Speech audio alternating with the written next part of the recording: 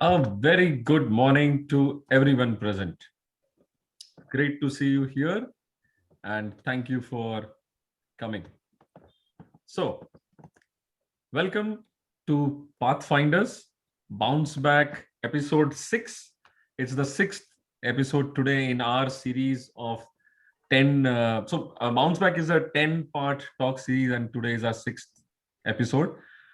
Uh, So let me introduce you to first the Pathfinders, and then I can introduce you to Bounce Back for at least all those people who are attending for the first time. So five of us, five coaches from different locations, different parts of life, different specializations, we came together and got talking about how we share a common belief that with great power comes great responsibility. And we believe that it is our duty and our responsibility to contribute and make a difference out there in the world. So we came together and formed Pathfinders. And when we were thinking about what we can do uh, once we have come together, Bounce Back, the talk series was formed. Being a 10-part talk series, we are going to focus on the challenges which the pandemic has thrown up and how we have overcome those challenges or how we can overcome those challenges to grow, to become better, and to just get out of this pandemic in a much better state. The five pathfinders, the five coaches who have come together, let me introduce you to them very quickly. Let me begin with me. I'm Coach Hemant Jain, the Unblock coach. I've been a change management consultant for over 18 years and been a trainer. I've worked with very large organizations undergoing transformation, focusing on the people side of change. Many working professionals find themselves stuck within glass walls and glass ceilings, unable to move forward. Through coaching, I help them go higher and further in life and their career. Arif Hussain, Coach Arif Hussain, he's a certified mindset and performance coach, an author, and a fitness enthusiast. A devoted family man who has been associated with healthcare industry for over 2 decades. He guides working professionals between the age group of 25 to 45 years to achieve their health and professional goals through mindset transformation. Next up is Coach Mohammad Saeed, an MBA with over 3 decades of international work experience, a seasoned professional, an author, and a certified mind shift empowering coach. Saeed is passionate about reaching out and actively engaging in guiding people to overcome their life challenges through mind shift and transformation. We also have Coach Uzma Golandas, who is a certified ambition and unambiguity coach. She's extremely passionate about helping people with issues that stand between them and their success. Being an English language trainer and a personality mentor, she also focuses on confidence and communication related matters. A postgraduate from London, she currently lives and works from the UAE. Last but not the least, Coach Jyotika Shetty, a strategic life coach, international author, certified trainer, and an image consultant who's helping people achieve their next level performance. She holds an MBA from Manchester Business School and has over 20 years of experience in corporate banking and entrepreneurship. Today, we also have a guest amongst us, Akshay. Akshay is a corporate lawyer practicing debt, trade financing, and restructuring, insolvency, and bankruptcy. He works as an in house counsel for an international bank, also a counsel partner for a firm, and advises on policy related and legal issues, including but not limited to personal finance, investment, and strategy. He also mentors and coaches working professionals and students pursuing masters in law on career paths and fintech. Now, that's the introduction to all the Pathfinders and our special guest today.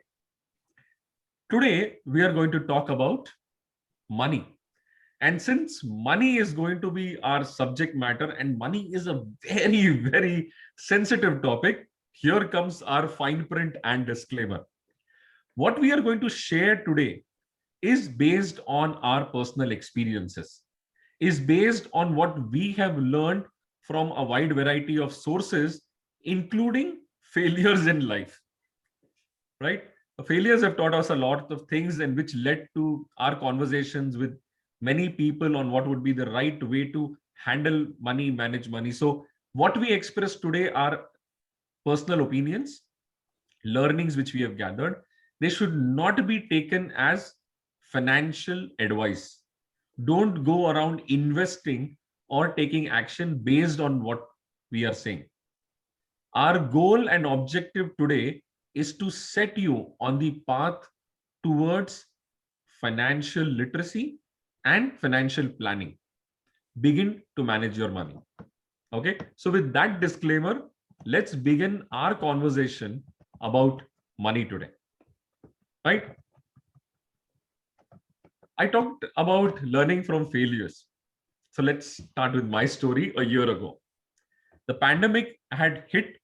It not only hit people, jobs, businesses, it hit home very closely. My job got hit by pandemic. At the same time, my brother and my dad, who were in the textile business in Mumbai, the business, of course, because of lockdown, was also hit. And for the first time in my life, I realized that the two sources of income in my family were stopped. There was no income happening at all. I realized that without the savings which I had or which we had as a family, it would have been difficult to survive. The savings gave us confidence as well as gave us the comfort of being able to go through the pandemic. On the subject of savings as well as my income, this is where I would like to invite Coach Uzma.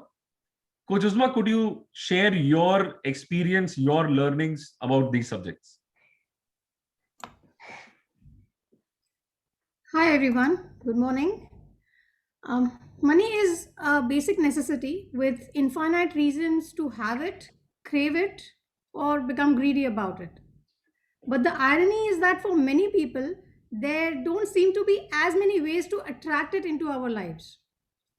But hey, not all hope is lost because it isn't too difficult. To add to the number game in your bank account, you can start with something as simple as saving some money, right? Now, saving is a term that causes many to become anxious and stressed. While in the minds of others, all they can visualize is cutting down on household expenses. This is a highly flawed view to look at a concept that is actually pretty accommodating and flexible. The more you save, the more money you will have in hand to invest, to fall back on, to create wealth, or for anything else that may be important for you. What is worth remembering though is that we look at money as a means to attain satisfaction and thus come to associate it with happiness, as it enables us to buy the things we need, want, and desire. So, money is actually not an end in itself. Therefore, we should never forget that saving money is a route that requires balance because an extreme in this regard can leave us feeling frustrated and exhausted. Because saving money, if taken to an extreme level, could instill the feeling of constant deprivation. Pretty much like a fad diet that may leave one feeling burned out and completely denied, naturally leading to giving up on it altogether. We need to have some fun, enjoy something fancy, or experience luxury every once in a while. So, well thought out, planned, and most importantly, a discussed approach with your closest stakeholder will help you to arrive at the exact track that is right for you and them without having to experience complete deprivation. After all, we live only once. Saving is just one of the ways to ensure you have money in hand. There's another way that's just as logical to improve your inward cash flow. That is earning more. No, I'm not joking. Instead of relying on just our primary sources of income, what if we could find some alternate sources of income, like another occupation that can be pursued part time or on the side as per our convenience and time, where we get to choose the number of hours we can put in depending on the constraints in our schedule and the extra income expected. This does not necessarily have to be something you are formally qualified for. It could be a hobby like imparting dance or music lessons if those are your interests.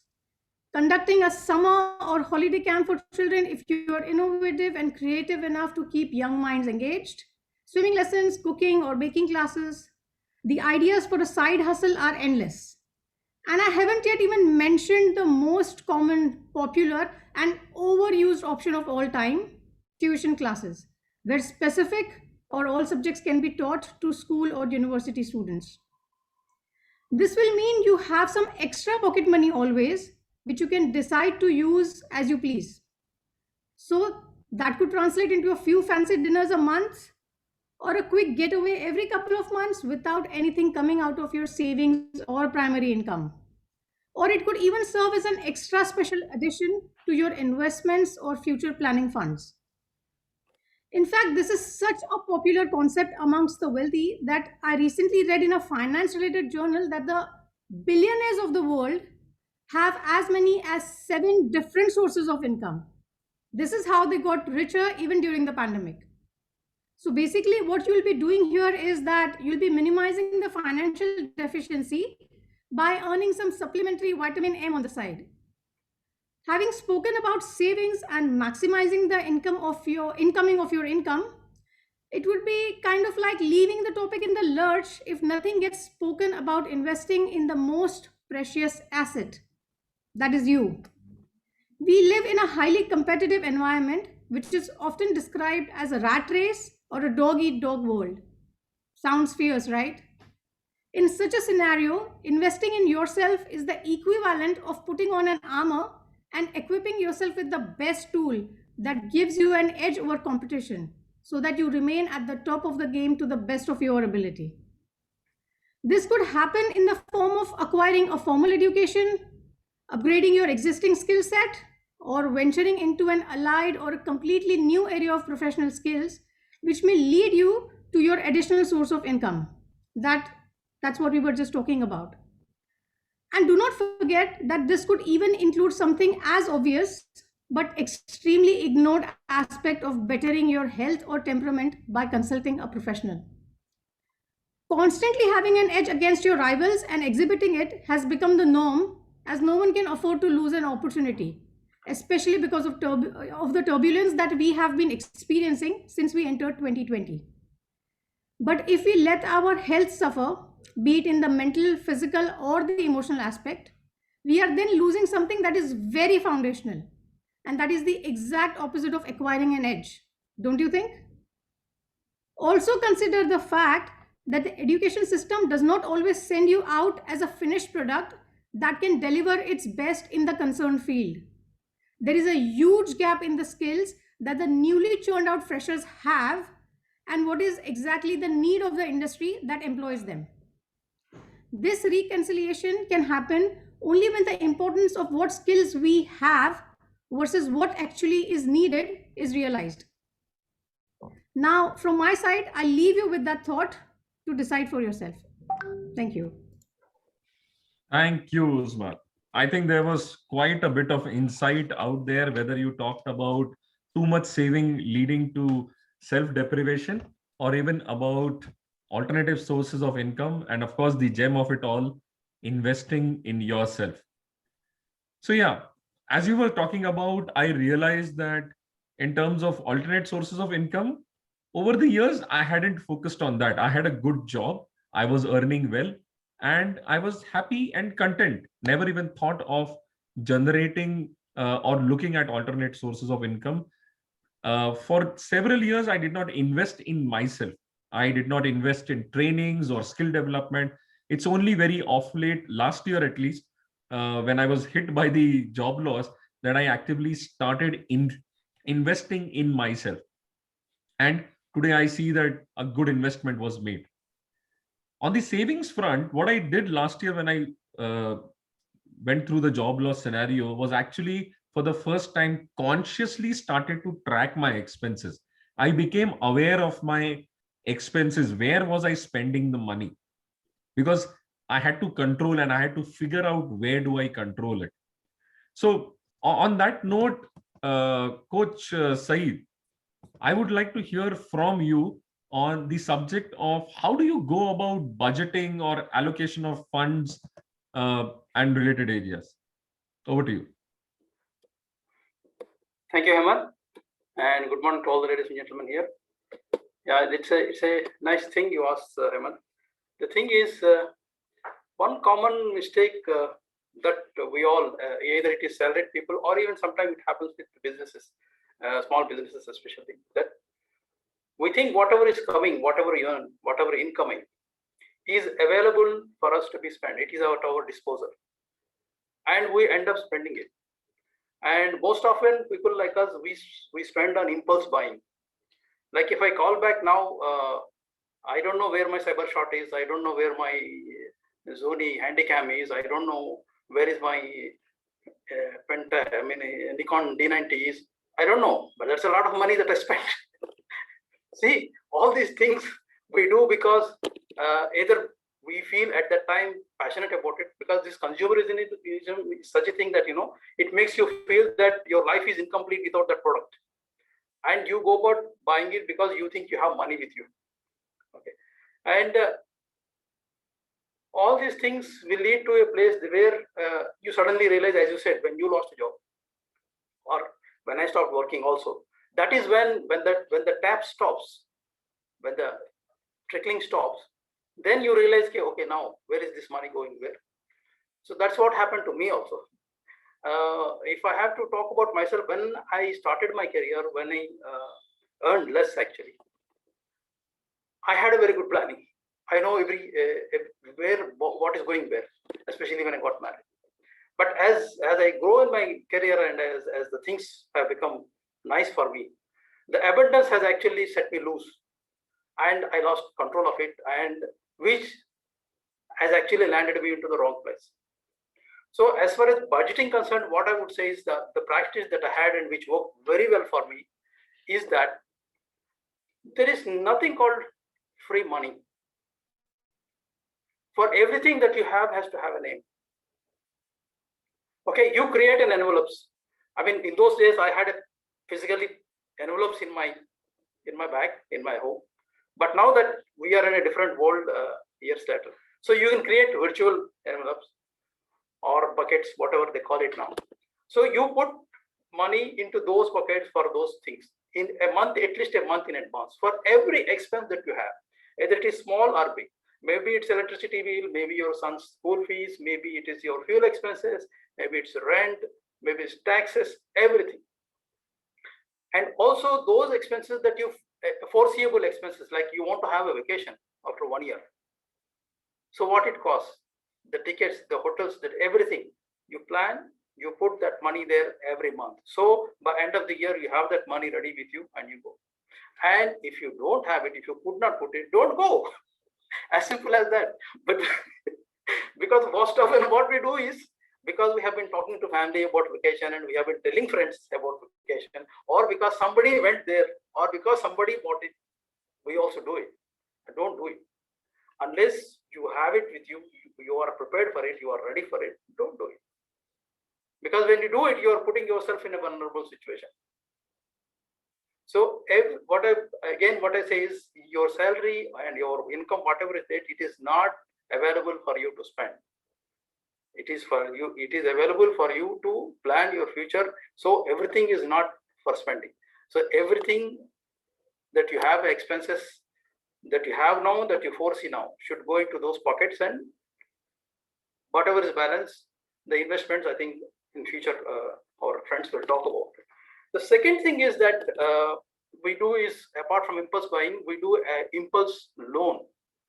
Like somebody will come and say that, okay, you don't have flat, why don't you buy it? It's available. Money is available, flat is available, or anything, car that you don't need. You already have a car, but a new car probably, or a new flat, something that you haven't planned, or even if you plan but you are not ready for it, because loan is available, you go for a loan and you buy it. But what happens with this is that, God forsake, if something happens to your earnings, you are in shit. And it happened to, I mean, as you said, it happened to you, it happened to me. All right. So you don't go into loan unless two things. One, at least for the next 6 months, you have your EMIs ready. In case your job stops, everything stops, you are not affected by that, you'll pay it by the time you figure out how to do it. And the number two is that in a worse situation, even in the 6 months things did not set right, and that loan is burden on you, it is still there, you will be able to clear it by some way or other. And that's what I have done in my life. While my things stopped, and when I had a loan on my flat, the first thing that I did is I liquidated other things and cleared the loan. Because loan is a very big burden on you, because the amount of interest that you're paying is unimaginable, which you don't realize, but it is ruining. It's just ruining. So don't get into loan unless you are really, really prepared for it. Think very carefully before getting into loan. So with these two things, I leave it to other our friends to talk about other investment parts. Thanks, Saeed. I think you've hit upon a few very important things. I think the budgeting, the envelopes concept is a very simple, very doable, but a brilliant technique in terms of managing and building your corpus for certain big goals that you have. The whole concept needs to be applied at different levels for even a 5-year goal, 10-year goal, whether it's a 1-year goal. About the loans, I think what you have pointed out is very important and critical, or something which a lot of people miss out. Prepayment of loans is another area which a lot of people are not thinking about. But do imagine, in fact, in the first year of your loan payment, if you can pay one extra EMI as a loan repayment, a prepayment, just 1 month's EMI, it can shave off an entire year of EMIs. Just do the calculations, ask your bank, and they will tell you. Only if you ask, otherwise they won't tell you. So it's extremely important that we are aware of these things. And whenever we have a bit of an extra cash, we can put them in the right place for effective savings or future savings. Great. Now coming to taking the conversation forward, we have talked about savings and we have talked about loans. And here I would like to direct a question to the audience members also. We have got 43 members in the room. So discounting the 6 of us, we still have 37 audience members purely. So question to you is, what has been your experience with money management? Or what has been your relationship with money? Have you been having a comfortable relationship with money, having plenty of it, adequate, or you have been chasing money in a way that during parts of the month you feel that, okay, now the money situation is very tight and I don't know what to do? Have you been taken by surprise by events in your life? It could be a job loss, it could be a health emergency, on any of that kind. We would love to hear from you in terms of both what your experience was and what did you learn out of it, because this forum today is about sharing our learnings with each other. So please pour in your learnings in the chat box and share it with all the members present. Coming to savings, I had this. So I'll give a disclaimer and also admit I'm very ashamed to say that till the age of 40, I did not invest anywhere. I did not invest any monies into any of the numerous investment tools available. My excuses were, I don't understand stocks, I don't understand mutual funds, and I was just trying to play safe. In my past history, I have seen a couple of investments made in my family fail. We lost a bit of money. In fact, we lost quite a lot of money. And that kind of made me risk averse, so much risk averse that I was not even investing in safe investments. What I realized over a period of time and over the years as I started looking for information about money is that I was saving money, but I was not investing them. I thought I was saving money for the future, and I realized that money was actually disappearing. And to just drive home that point, let me show you all a visual. This is what happens to your money over a period of time. So it's a very simple illustration. And what eats up your money is inflation. Things get more and more expensive over a period of time. And the same amount of money, its value or the things it can buy, that reduces. So 1 lakh rupee in the year 2018, just 2 years ago, As time goes by, its value would reduce. It would become literally worth only 5,000 rupees when we reach to 2055, which means it can buy only those many things which today are available for 5,000. If you want to look at it in another way, think of education. Think of the entire cost of your own education and compare that with the education of your kids, or in some of your cases, grandkids. In my own house, I see my entire school, college, engineering, and MBA. If I put together that amount today is sufficient for only 2 or maximum 3 years of school education for my kids. That much more education has become expensive. So if I were to save that much amount for my kids, it's not going to be enough. I will need a lot more, which means I need to invest. And how does investment help? Again, I'll take a very nominal increase in the 8% rate of, let's say, either call it an investment, or it's the interest rate, or let's call it even a return on your investments. I've got 2 examples in front of you on the screen, Ram and Shyam. Both started investing at different age groups. Ram, the smart guy, started investing at the age of 30, whereas Shyam is pretty much me, who invested at 40 plus. Now, Ram, since he started investing early, till the age of, early accounting till the age of 60, so he had 30 years of investment. Shyam, since he started at 45, had only 15 years. Ram started with an investment of only 1,000 per month and continued for the 30 years. Shyam, since he started late, and now since he started at 45, he had a better earning. He invested double. It's 2,000. At the end of the period, since that periods were different and amount different, they ended up investing the same amount of money. But look at the bottom of the table.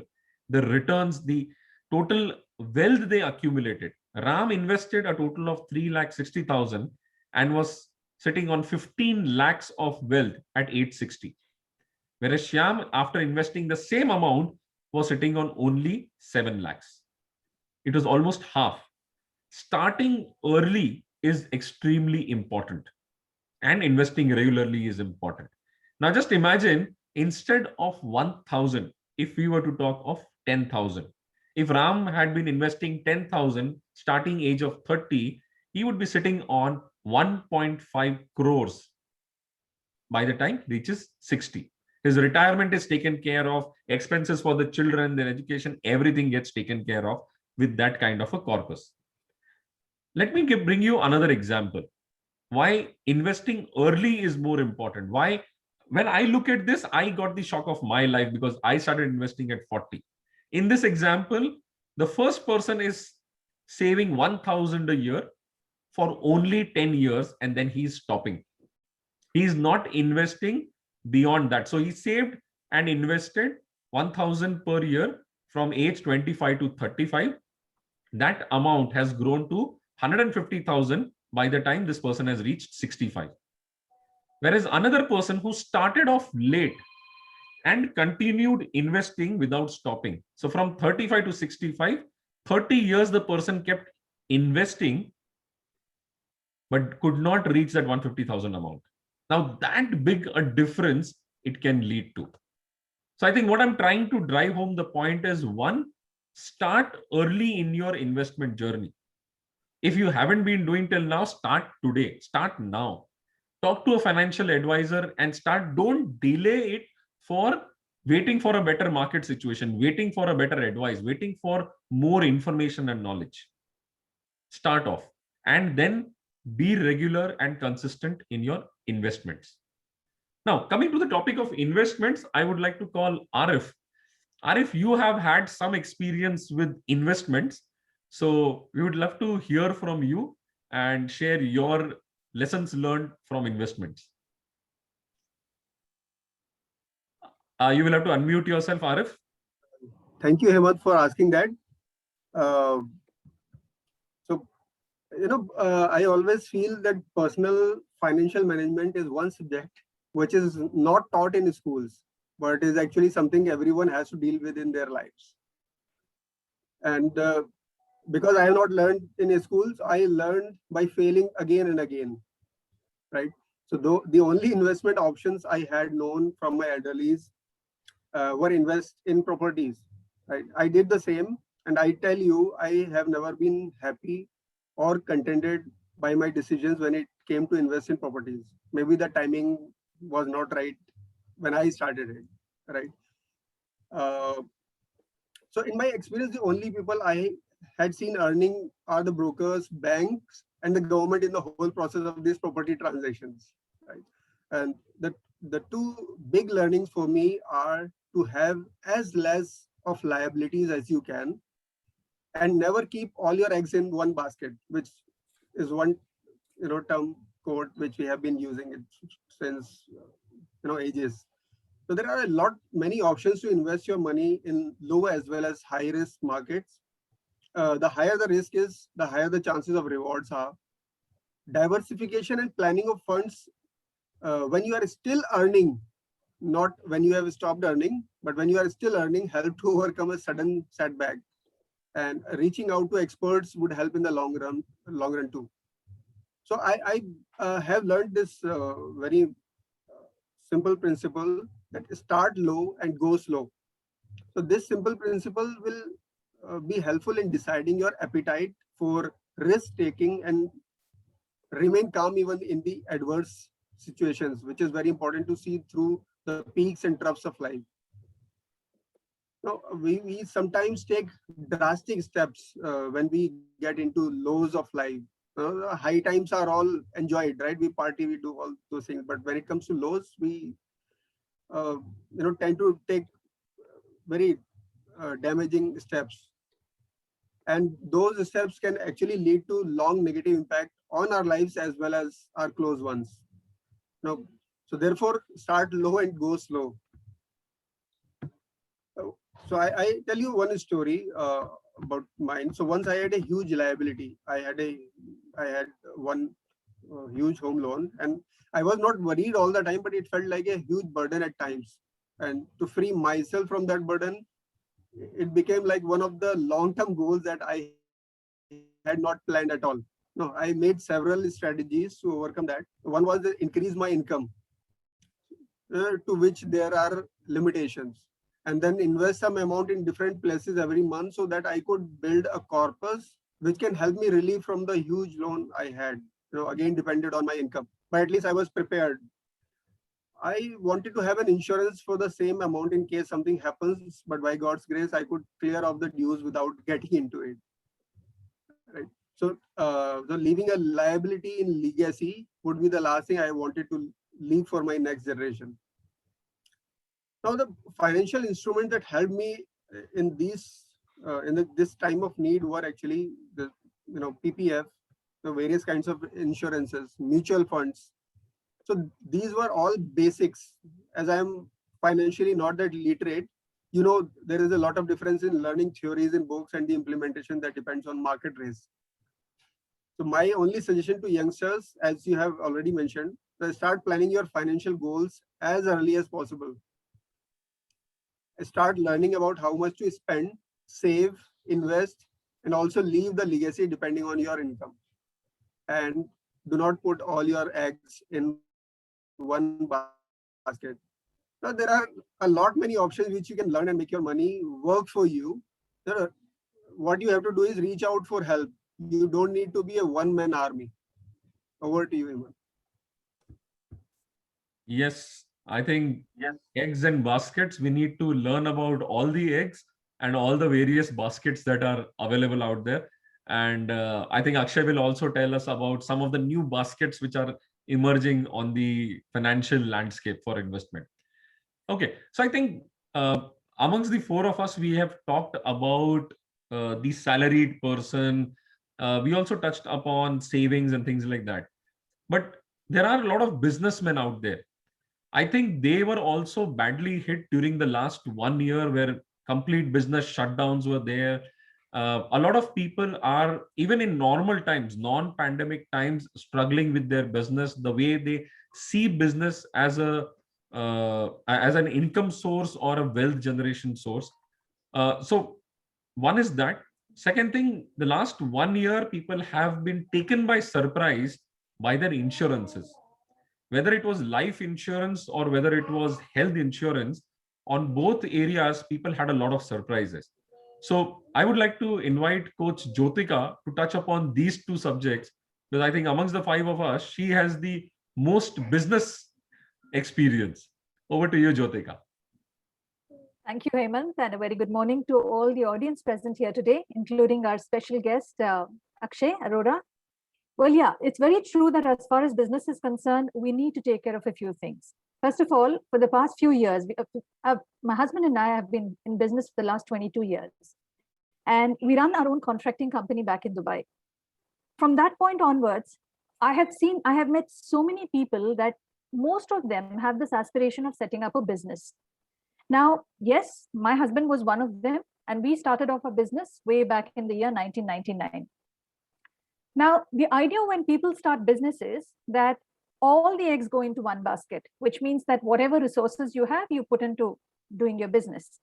But what they don't understand is that you are also an employee of the company. In fact, you are the number one employee of the company, which means to say that when your business can start accommodating the expense aspect of it, then you have to also incorporate your expense or your remuneration as a part of the company expense. Me, because I was already working in a bank at that point in time, and I had this financial awareness, and very early in our stage in our business, we started in taking, earmarking the salary. Salary means my husband started taking salary very much early in our business. Now, when I moved out of my job after 12 years, that was also pretty early in my age.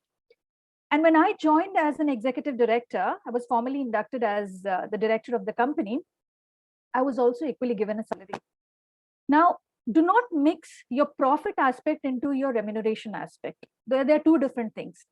Now, you may, if you think that you are running a business for profit, it's true, you're doing that. But then you also have to understand that you have your daily expense, you have your regular things that you need to take care of. Now, how you want to do it is a total different story. But what I would say is the best practice for anyone who's starting a business, when your business can start affording doing that, start earmarking your own salary as a part of the expense, because that's essential rather than burning out and leaving yourself into a complete frustration mode. Now, the second thing is the insurance aspect, what you mentioned. Now, the insurance aspect is a very essential one, which I think the awareness in India is now, as far as the medical insurance is concerned, the awareness is increasing. Now, this awareness was there pretty much in the West or in the Middle East as well. Now, I worked for a very large bank for a very long time. So for me, as far as my insurance is concerned, my entire family was covered. So I absolutely had no problems on that aspect. But what I didn't think about is probably the day I would be leaving the organization and I would not be eligible for a pretty decent insurance at a reasonable premium. But lucky for me that I actually left my job when I was 33 years old. That was not too old as well. By that time, my husband already had his insurance, his health insurance and his life insurance and all of that. But what about my 3 kids and me? So the moment I left because the moment I left the job, my insurance ceased to exist. I immediately took an insurance. But at that time, what came to my mind is also insure myself in India. Because eventually, we as expatriates in the Middle East, one fine day you have to return back, and probably it's too late for you to take an insurance at that point in time. So the first thing that I did was I took a life insurance as also a health insurance. I've taken a floater policy, which covers my 2 kids and myself. Now, this I feel is a security aspect, which is securing that, yes, when I'm going to come back to India, it's completely taken care of. Now, 2 years back, I moved to India with my 2 children. And this has pretty much taken care of all my risk aspect as far as health is concerned. But for all those who are actually seeking to be business people, there's one aspect that I would like to highlight here is the need to have a key man insurance policy when your business grows, which is to cover your business risk. Now, when your business grows to a considerable expense, there is also a risk factor of, if you are the only person behind the show, then there's a huge risk as far as your longevity is concerned. So for example, if something happens to you, then what happens to the business? So when you take a term policy, which is essentially a key man policy, that covers the business risk. Now it is for a fixed term period. It is not for a very long term period, unlike your other health policies. I mean, your life insurance policies. So these are the few things that I have done. Now, I am not an insurance expert to actually tell you what to do and what not to do. These are my personal experience. So for those who are aspiring to get into business, or if you're looking at insurance policy, this is a key aspect that needs to be taken, whether you're in business or not. Have an insurance policy, a medical, a life insurance, but please consult your advisor or an expert, insurance expert, or even Akshay could add more value to this particular topic. So this is from my side, based on my experience in both business as well as entrepreneur, as well as corporate banking. Over to you, Hemant.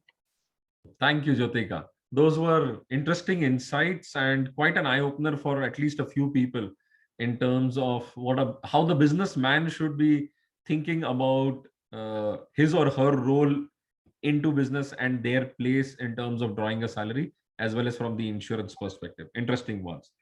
So now that the coaches have spoken, I would like to invite our finance expert Akshay to the stage, to the screen, to share his experience, to share his insights. And Akshay, my request to you would be that you have heard all five of us. We have talked from our experiences and covered the arena of financial literacy from our lenses. If you think there have been some gaps which we have missed out, some areas where we haven't spoken, would love to hear you throw some light on those areas. And at the same time, since you are in the thick of the financial markets and the financial world, what are those new investment opportunities or investment in, let's say, tools or instruments that people should be aware of so that they can diversify their investment portfolio? So over to you. Hey, thank you, Hemant. A very kind introduction, first of all, and thank you everyone for being here on this morning. I understand it's a Saturday morning, and thank you for being here, guys. Having said that, I mean, very clear on the perspective of what is the kind of difference that we are deriving between the rich and the not so rich. The difference is from the thought process into an active and passive sources of income, right? When you say something as close as active and passive source of income, it basically means that an active source of income would be derived from where you need to be actively present. This could be out of a job or your profession or your business, so on and so forth. And coming on the thought of passive income, you know, I would want to chime in a thought from Mr. Warren Buffett, who happens to be the god of investing and maybe my guru for sure. I mean, I learn a lot from him. And that thought comes, I mean, there's a quote by him which says, and I'll quote, that if you don't find a way to make money when you sleep, you will work until you die. Leading on to that thought from Mr. Warren Buffett, I believe it is very important for a person to be aware of different routes of passive income. You know, when a person who's maybe you can call affluent or rich in nature is traveling, he's traveling and he's enjoying himself, and he's at the, you know, the midst at the outset of being comfortable, is because he has 4, 5, 6 passive sources of income that are constantly working for him, even though he might not be available at his active source. Further leading on to that, that thought, what is the kind of difference, or what are the key elements that we need to sort of explore while we do something called personal finance? Personal finance is very, very important. Why? Because a person, why do we do a job? And this is open to the floor. Why do we really do a job, or why are we really doing a business? There are majorly 2 aspects around it. This is either for satisfaction or for money. And so, you know, putting in that example, I would say that money occupies, or gaining money or your profits, that occupies 50% of the reason as to why you are working in whatever profession you may be. But personal finance, when it comes to personal finance, what are the key determinants that one needs to take care of and slight regression and, on what are the kind of mistakes that one could occur from. So I would start with that. Are we giving enough time to personal finance? I would say, guys, that in a month, even if we give 2 to 4 hours to just read up or make better or to introduce our personal finances and keep working on those, that is more than enough for us to lead a better route on handling our finances better. What are we doing wrong there? Well, I would say that a person, say for example, A is married to B, and they're both living a good life. But at a stage in life, A happens to have a disease and has a sudden demise. Now, considering A was the man of the house and the woman, his wife was not really introduced or to the idea of where are the passwords, where are the records of insurances, the SIPs, all the other investments that the A and B have maybe combined made. And this could be your DMATs accounts, there could be PPF accounts. If they have appointed an account nominee to their FDs and savings, etc., etc. So very, very important aspect to discover that please share your information on finances with one person, at least one person that you trust. Save it not on your mobile phones because it can be explored and can be traced, because this is something as exclusive as passwords. But please maintain these records so that whatever changes or differences can come at a point in time when, say, introducing to the idea of a death and an insurance, where you need to sort of claim an insurance. If you do not, you spent literally all your life putting in money into an insurance and you can't really use the benefit of it because the other person that requires it did not have the correct route to access it. So that's one.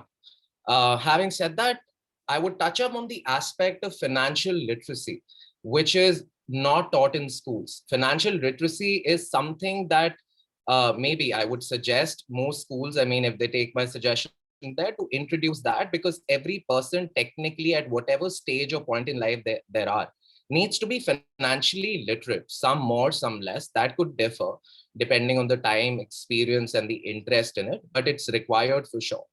But everything that comes in here comes with a risk versus reward ratio. You put your money into least risky investments, you don't get the kind of returns that you might get in higher risk investments. So I will start with breaking the red tapeism on some routes that have been set in by older people, ancestors, and so on and so forth. And I could say the least for India that savings account and FDs and too much concentration around real estate, these are not the talks of the present time. Times are changing. While I would easily compare it to to technology. Today, we are all sitting on a Zoom call, virtually connecting ourselves to something as beautiful as Zoom, which virtually connects people sitting at different places. We have advanced on technology so much. Then why not advance on routes for financial literacy? Times have changed and there are way better financial products that have come in. And we really need to explore those. Guys, to start with, savings account is bad. And I reiterated, savings account is bad because you keep your money into savings account, you would not at all be able to experience the power of compounding, which was shown on a slide with Ram and Shyam before. It's very, very difficult to compound your money when you put it in something as low, giving as low as an interest in savings account. We need times are to invest on paper assets. This could be your mutual funds, SIPs, stock markets, could be your investment funds, real estate investment funds, etc., etc. So for a person, although who doesn't know finance and is not interested in it, to start with, invest in 3 to 4 SIPs. If you are not even interested in knowing the CAGR as to the compounded annual growth rate or the percentage of interest that these mutual funds have been giving over a certain point in time, please use a PMS advisor. There are portfolio management services, there are financial advisors who will do this for you. Use their services because they are there for a reason. For a person, although my thought would obviously increase that personal finance is important, so I would continue on the idea that you need to also be financially literate yourself. There are kind of SIPs that you could invest in mutual funds. At least I would talk about my portfolio. I would divide it into a low risk, which could be my debt instruments. On SIPs, I would divide it between a mid cap fund, which would expose it to mid cap companies, and a large cap fund, depending on the risk appetite that a person can have. But please at least diversify your mutual funds portfolio into 3 columns, which could be high risk, low risk, and mid risk. Also, what could be explored is the thought around technology funds, which could be something like a digital growth fund. I am very bullish on technology, and we evidently see that is changing. Similarly, something like EVs, like electronic vehicles. This is the ray of the future. Investing on environment techniques and ESGs is something that is the need for the future, because we all know with the state of pollution and the growing population where we are leading ourselves to. So having said that, there is a mechanism or a principle that is very well explored in the financial industry. It's called a 50-30-20% ratio. The 50% of this is of the earnings after tax that one should be utilizing towards necessities. Necessities is, if any one of you have studied even preliminary economics, we know the difference between necessities and wants. 30% of this specific money after tax should be spent on wants or desires. This would be something like, buying a car or like a fancy car would be something that is a want or a desire. Again, 20% of this, the remaining, would be the money that you have to save and invest towards your financial goals in different formats. So I would suggest that this 50% can go a little lower, the 30% can go lower, but the 20% should not grow lower. At least 20% of your income you should be saving. Besides that, at least to my own portfolio, and I'm talking from my own perspective, I would divide my portfolio between a 4-3-2-1 or a 4-3-2.5.5. This would be my division between my liquid fund and my PPFs and my government bonds and FDs occupying the 40%. This would be the least risky investments or tax saving investments that I have. And ahead of that, the 30% is something that I would be touching up on my SIPs, which at least I am running 4 to 5 SIPs at the present point in time. I would diversify that between, like I said, a high risk, low risk, mid risk, and a growth fund. And the 20% is my complete exposure to equities. If you see, this is the least risk, low risk, mid risk, and high risk sort of setup. And I am equally sort of distributing my income, and I'm reducing my percentage of exposure on risk, because I'd want some percent of my income to be added to risk. But I can't diversify, I can't portray myself to be completely risky on 100% exposure, that if the markets don't do well, all my savings that I've done in my life die out. So touching up on FDs, avoid such FDs. Avoid FDs with low spreads. For any kind of banks or institutions that have been selling you FDs for very, very high terms, for a portion of maybe 20 years, 15 years, FDs is something at the present stage with the present investment rate, with the present interest rates that it's giving, and also being taxable in nature. You should look at the aspect of exploring FDs with low spreads. And if you want to invest in FDs, go for regular FDs with low duration and reinvest when the interest rates increase. Also, touching upon the aspect of tax, please, there is a concept called advance tax. Kindly pay your advance taxes if you have any income in addition to a salaried income. And this could be including interest income from any kind of fixed deposits or savings accounts. This tax payable has to be more than rupees 10,000. And you would be surprised to know that even if you delay it by a day, you pay a penalty of 1% per month for 3 months that are subsequent to payment of that additional advance tax. Again, I would not lead on to SIP diversification because that's something that I've already touched. I'm going on a 4-3-2-1. The fourth one was the FDs and tax bit. The third one was SIP diversification that I have already touched. Second, equities. If you are not comfortable and you are not tracking the markets, although I would suggest everyone to be financially literate on markets as well, because with the changing times, exposure to equities, at least a little bit of it, is very important, is what my suggestion would be.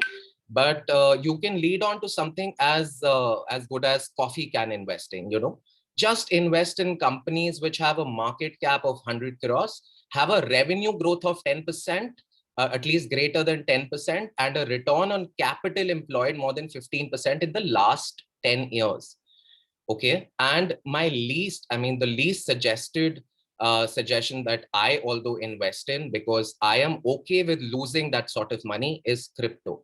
Again, I would not suggest it to anyone who can. I would only invest the kind of money that I'm okay completely losing.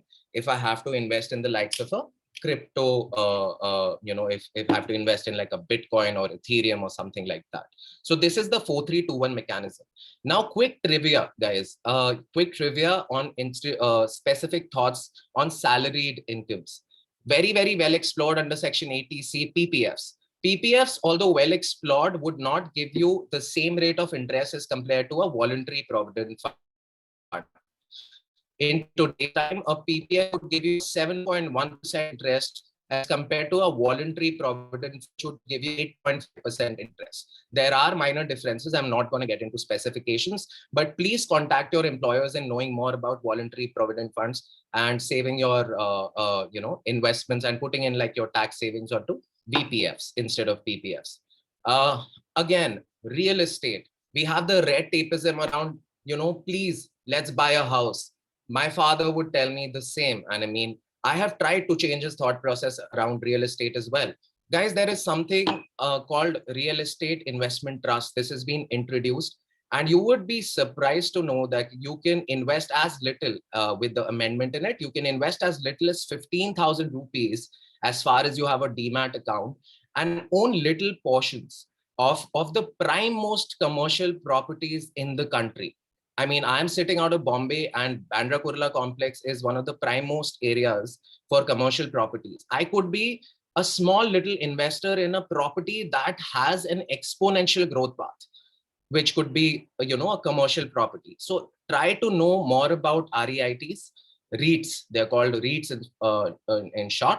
And you can totally sort of release your liability on whether or not will you get rental income, whether your tenant would run away, whether your land would have a specific suit on it because of a claimant, whether you'll get an injunction because you did not do your due diligence well, and so on and so forth. All the risk is transferred on to the REIT holder, to the REIT trust that holds it. Also, again, touching up on one more trivia, on tax, you can claim renovation amounts that you have spent at cost when selling a house. These are expenses that that you pay for bringing in assets like paint. When you buy a house or when you have a house, you have something like paint or renovation costs that you incur. Whenever you are selling that house, this could be something that could be treated as an expense and could also involve aspects like installation, stamp duty, renovation costs, and you can save tax on this. These are the basics that I would expect anyone to sort of know or try to read up more on this. Try to dedicate a certain portion of time of your day on getting yourself financially literate. Like we have explored before, guys, the power of compounding is beautiful. And I stress on this again. If you start early, you would be surprised. You would be surprised to see that the power of compounding can make such a big considerable difference in the long run.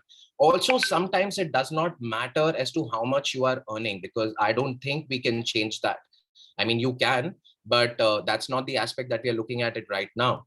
So you can at least make yourself financially literate and try to explore more on how you invest, right? And trust me, even if a person makes 30x more than you in the present times and does not invest right, over a period of 15 to 20 years, you will be so much way ahead of him that, you know, you would be surprised yourself to see. That's my 2 cents for now. Thank you, Hema. Thank you, Akshay. Thank you. That was a wealth of knowledge and information which you've shared. I think the key takeaway was do invest, know your investment options, share your investments information, your bank account information, all your financial information with a partner or with at least one member of your family, so that the information as well as the wealth is useful to all. So great. Thank you very much, Akshay. Before we dive into the Q&A part of our session, let me just quickly ask all our coaches, in one line, what would be the key takeaway for our audience from each one of you? So let me start with Uzma. In one line, what is the key takeaway for the audience? Invest in yourself and alternate sources of income. Fantastic. Just 2 things. Thank you. Saeed? Yeah, save from whatever you earn and invest from whatever you save. Awesome. Awesome. Arif? Be aware where you invest, and don't put all your eggs in one basket. Fantastic. Jyotika? Start early. Could you repeat that? Start early. Begin early. Yes, begin early. And I would just add, invest regularly, however small the amount. Don't stop the cycle. Akshay, in one line, what would be the key takeaway for the audience from your side? I would like to quote Mr. Albert Einstein and say, compound interest is the 8th wonder of the world. He who understands it, earns it. He who doesn't, pays it. Fantastic. A very well, a great takeaway. And I think besides the Warren Buffett quote, make your money work while you are sleeping, or you will have to work till you die. Fantastic ones. Okay, so now we'll open the floor to the Q&A session. And while we are going through the Q&A, we'll also post the links to our next session so that members can register. Also, a link to the feedback form so that we continuously get the feedback from the audience and keep improving our sessions in terms of content as well as structure. So some of you would have already noticed the change in structure today. So here we go. I'm quickly going through the comments and looking at some of the questions which came up. And let's try and give at least some of the answers. Yes, I saw one comment on gold as an investment option. There is a lot of comfort around gold. So Akshay, would you like to throw some light on gold as an investment option? Sure. I mean, gold, I would like to chime in from the thought that gold is considered to be a comparatively safer investment, and you can have exposure to gold. I'll tell you the reason why. When there is a lot of volatility in the market, and by volatility, I mean when there is superior scare in the market, something like when COVID came in, you saw Nifty is touching to as low as 7,800 and 8,000. It's presently sitting at a level of 15,800 and above. Why did it reach there? Because of the market scare. It works on a demand supply ratio. You pump in a lot of money when you are bullish in the market, and you are very scared when you are sort of losing money because the markets are falling down. So gold works as a great hedge. The reason behind is because the US Fed, when it releases currency, it's backed by gold, and gold is considered to be a great hedge in a volatile market. When you are losing your money, at least on equities, or even your SIPs, because technically you have your fund managers exposing your income to a lot of equities or debt or etc. It could be a diversified portfolio. So when you have something like that, gold works as a great hedge in a volatile time. That would be my crisp answer for now. Obviously, I mean, there are different complexities around gold as well. Sometimes it goes up with the rising market. I'm not going to get it too much into that because that's going to take maybe 15-20 minutes. No problem.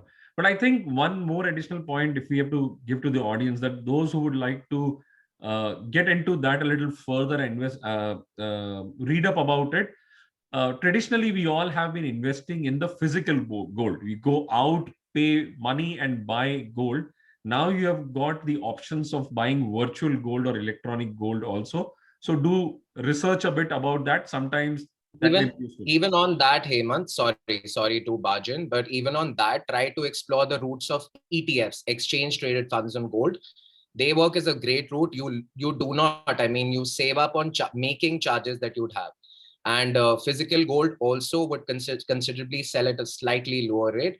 ETFs are very easily transferable. You don't have to move out of the comfort of your house. You can easily transfer ETFs.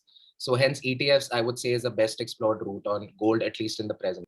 Yeah. So just like we are moving towards a cashless society, we are moving towards a goldless gold investments also. So interesting turn of times. There's a question about what is the right corpus to build before taking retirement at 60, 65. I think while the corpus that you need would depend on what is your lifestyle or what lifestyle you aim to have post 60, 65, which city or town or country you are living in. It's a very subjective thing. Akshay, from your perspective, is there any guiding principle people should use? Sure, too many factors that circle around it. So I would not be able to come on a figure per se as to what is the right corpus. Yeah. But as far as you have your emergency fund sorted, which should be technically, on your income, it should be 10 to 12 months or even more, depending on how, I mean, if you grow in time, it can increase to 15, 18. If you have your emergency fund sorted, and if you are equally aware on an average as to how much spending or expenditure do you have, and you average it out by way of a monthly moving average, it can be something like, if I spend 30,000 in 1 month and I buy some asset which is of a depreciating value in the other, and at an overall level, I take out an average of 12 months and I make a figure, right? So a figure which is 8x or 10x on the aptitude of what is an overall spending that I do in a month. And obviously, why I say the 8x, 10x, because a person's health depletes with time. Your expenses can increase. You might have a family, etc., etc. An 8x, 10x on an average exposure in a year is something that could be a corpus that can be thought about. But different people would have different thoughts on this. So I might not be able to get very specific to this. Yeah. So, Uzma, Saeed, any thoughts you would like to add on the retirement corpus?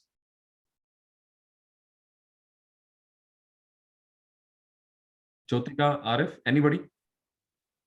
I think much is said about that, and it's an individual thing, right? Sure. So the individual has to decide what he or she wants in after retirement. Absolutely. So, okay, so let me close it with this, that while you have to consider the city or town you're going to live in, what is your monthly expense, what is your lifestyle level, which would directly impact your expenses. Also think about the fact that if you're looking at 60 or 65 as retirement, there is 20 years of life more that you need to build your retirement corpus for. And health is one area where there will be major expenses. So a good health insurance to cover that along with that. And you will have to build your own calculation because it is a very individualistic thing. Very important chime in there that you can totally take your health insurances and cover it up, that your even room expenses and all of that are covered. Please read your insurance papers and try to understand them. Or there are a lot of sites. I mean, I would want to plug in for a couple of sites. We also have, there is something called a Know Your Card on Bima Pay, which is a startup. They are working on clearing up your insurance. You literally have to just upload your insurance document, and they will come out with like 5 to 10 crisp lines as to what your insurance policy means. That saves up 50, 60 pages of reading onto fine print, which you may or may not understand either. Also, we are exposed to a lot of credit cards these days, Hemant.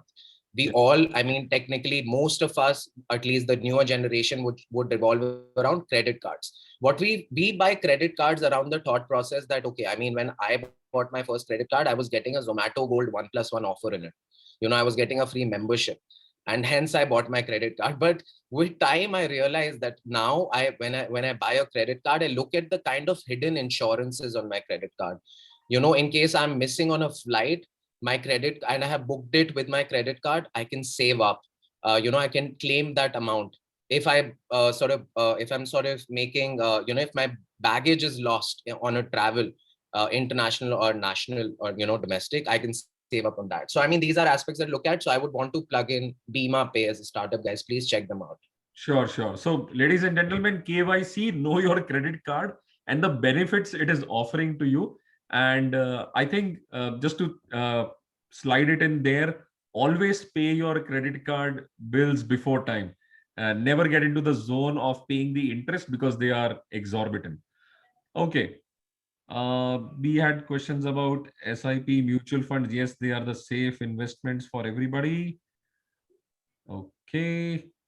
We have talked about gold. We have talked about ETFs. Fantastic.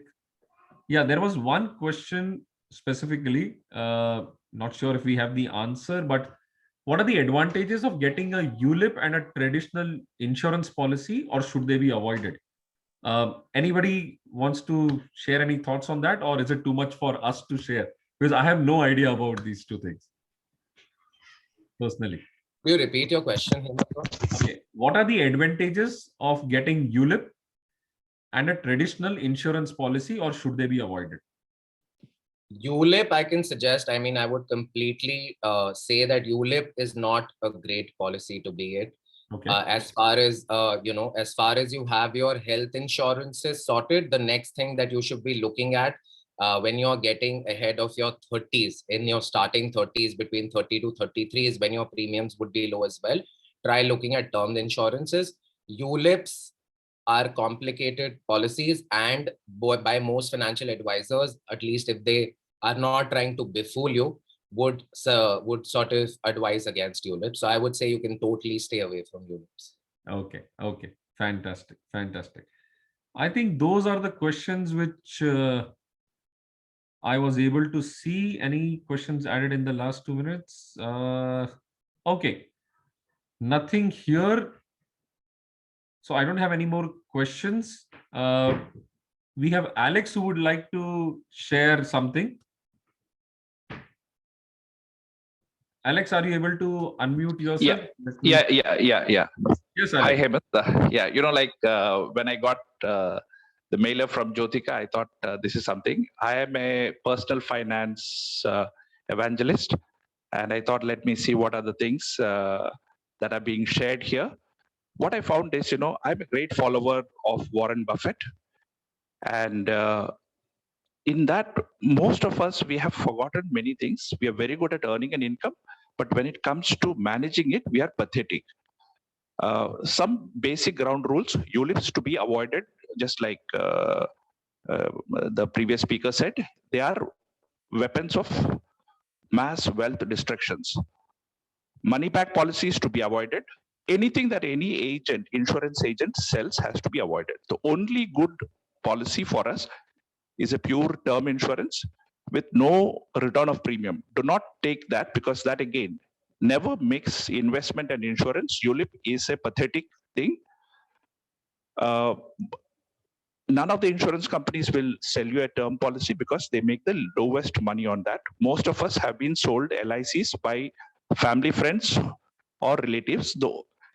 And especially when it comes to policies with children's plan or anything with children and all, please note, these are very good for educating children. Only thing is that they will not be your children. It will be your agent's children or somebody else's. The only best thing to do is to invest in SIPs. And like somebody mentioned, even for a zero investment knowledge person, the safest thing is to invest in Nifty 50. You could choose ETF or you could choose mutual fund. You can just put it and forget it. You do not even have to look at any other thing. And start early, like Jyotika said. Be regular, like you said. And don't invest what is left after saving. Invest first and then go through with whatever is left. That is the thing. Avoid credit cards, because credit card companies are very good at telling pay only minimum.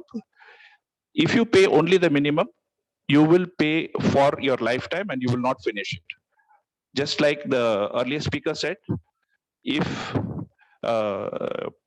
in terms of Albert Einstein's eighth wonder of compounding, credit card investments, if you are having a credit card and you have pending amount, do not even think of investing in mutual funds or anything. FDs were good when my parents were investing. It was at 12%. Over here, it has come down. It is again a way of losing out your money. It's so good that if you can just invest maybe 1,000 rupees, 2,000 rupees to learn a little bit of personal finance, we can. Because I was talking to somebody, they said, today the educated people, they are the easiest to fool. Look around. I think we now have 33 people. You will find at least 90% of them investing in FDs, and probably about 80% having LIC or HDFC or ICICI policies. So please invest in financial education. It pays the greatest dividend. Thank you, Hemant. Really, really good to see that this topic is being addressed. Thank you, Alex. Thank you, Alex. So I think we will conclude our session here. And what I would like to say as a concluding remark is that our whole objective today was to push people on the path of financial literacy. Basically, it means know your finances, know where your income sources are, the need for additional sources of income, the need for your existing wealth to grow. Otherwise, it will keep losing money. Become more aware and research and read and talk about finances so that you know where are all the different avenues where you can invest money. And start talking to somebody who understands finance much better than you do. Go take a help from a financial advisor. Set up your goals, financial goals, and then the financial advisor can also advise you accordingly on how will you reach your financial goals. In the next 5 years, 10 years, 15 years, 20 years, what are the big expenses you are expecting and some of the unexpected ones, and or what kind of corpus you would like to build for your retirement. Once you have these basics in place, a financial advisor in conversation with you can design your investment plan looking at what your current income is, what your current sources, alternate sources of incomes are, or what are your liabilities at hand. Our objective was to bring you and push you in that direction, and hope we have been able to fulfill at least a part of it. Hope you go out of this session thinking about money in terms of money management, managing the money you have, managing the money you will build. Not just thinking about money, but about the wealth it will grow to. On that note, thank you very much. Thank you everybody for coming. The 2 links for the next session are in the chat box as well as the feedback form. Would be great to hear some feedback from you all. And yes, if everybody who is present till now can come on video, we have 31 in the room, and it will be great to see you all with your videos on. We can take a picture. Also, before you conclude, Hemant, Yes, sure. thank you guys. Thank you, Arif. I mean, we happened to sort of have a small discussion, and that's what has led us to this webinar. So thank you, Arif. Thank you, Said sir. Thank you, Jyotika, and Hemant. And if I'm missing out on any names, Alexander, and everyone here, Uzma ji, to have sort of put in a subject and discuss something that is very close to my heart. And my attempt, at least, to the likes of people who are close to me, would always be to make them financially literate. If I could do whatever small efforts I could make, I would try to work on those. Thank you. Thank you. Thank you. Request all the members to at least come on video for just a few seconds. It will take a quick 10 seconds to take a picture. Siddhi, Anna, Avneet, Anil, Neetu, Soumya, Sara, Roshna, Tajinder, Sirat. Quickly. If we can have everybody on video. Thank you, Mayank, Nikhil, Neetu, Asha, Monal, Siddhi, Anna, Amreen, Anil. I took Avneet's name, he completely disappeared. Very camera shy. Soumya, Anil, Monal, Anna, Parag, Roshana, Seerat. I'm assuming, Hemant, not everyone is in a blazer as nice as you, and that's why the camera shine is. Yeah, somebody mentioned is that the doctors, okay, we'll take the doctor also in the picture, no worries.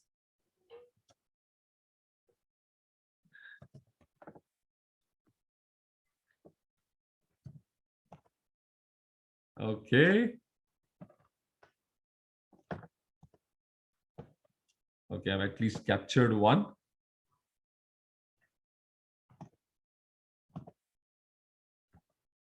Thank you very much. Thank you, everybody. It was nice to have all of you here. See you all next week.